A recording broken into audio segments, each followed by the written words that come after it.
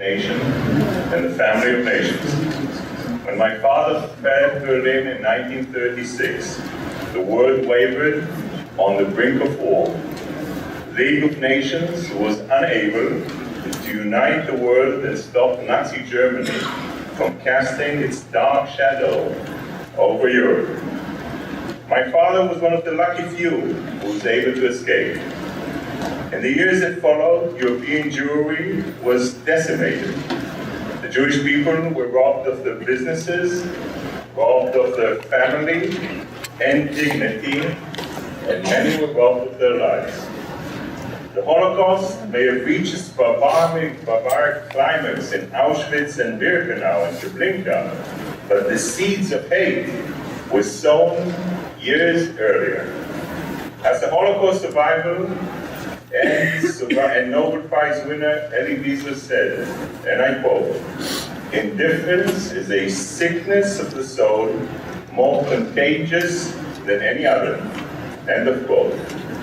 Ordinary men and women were silent as the Nazis dragged Europe into the dark abyss.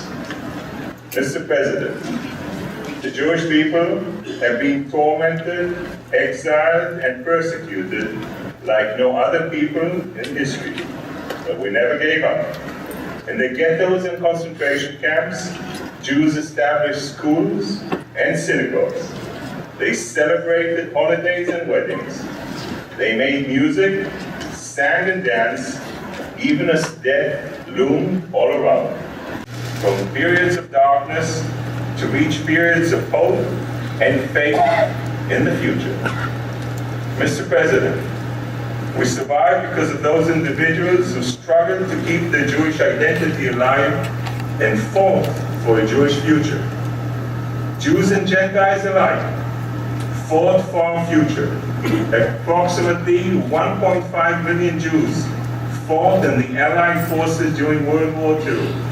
Others organized resistance movements that took up arms in the ghettos and concentration camps, in the villages and in the forests. They retaliated with major uprisings in Warsaw. The untold story, but no less important, was the active Jewish involvement in saving other Jews. Ordinary men like Madeleine Dreyfus. Benny Gantz is the chief of staff of the Israeli Defense Forces. Last year, Benny, a personal friend of mine, traveled to Auschwitz and lit one of the 6 torches in memory of the victims of the Holocaust. At the ceremony, he said, and I quote, "Never again shall the calamity such as this inspire in our world.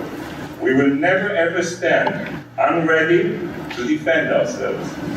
The Jewish people want peace, but history has shown us that we cannot rely on others to defend us. We are resilient, but we are also realistic. It has been almost 70 years since the end of the Holocaust, and the world is still plagued by prejudice, and even as we speak, anti-Semitism is being sponsored and spread by government, teachers, and religious leaders. The Holocaust taught us that remembrance without resolve is meaningless. It showed us that awareness must be matched with action.